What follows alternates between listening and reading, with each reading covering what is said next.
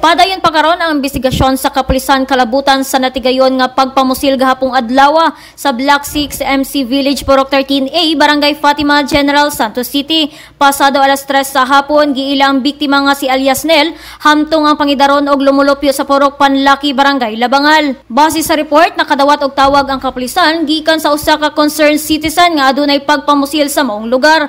Dayon nga girespondihan sa kapulisan ang maong insidente aron i-validate ang maong report. Pag-abot sa kapulisan sa maong area, dito nakita ang biktima nga nagbuhiod og wala nay kinabuhi, sumala pa nga human sa pagpamusil sa duha ka wala mailhing suspect, nila yon kining misibat sa wala mailhing direksyon. Na-recover sa kapulisan ang usa ka motor nga badja nga adunay plate number M957AR nga gipanag-iyahan ni Nelson S. Alipulo Jr. taga Purok Panlaki, Barangay Labangal. Nakita na usab ang usa ka gray nga pitaka nga adunay unod nga usa ka sachet nga gituuhang shabu. Nakuha usab ang usa ka light blue nga Itel cellphone nga gituuhang iya sa biktima og usa ka fired cartridge cage nga posibleng gikan sa caliber 45 nga armas. Sumala sa mga nakasaksi nga nagkita ang biktima og ang duha ka suspect sa lugar og nag-istoryahanay pa sa mubo nga higayon. Human niini misuway og lakaw ang biktima apan kalit nga siyang gipusil sa gunman sa makatulo ka higayon. Sa pagkakaroon wala pay gipagula nga impormasyon ng kapulisan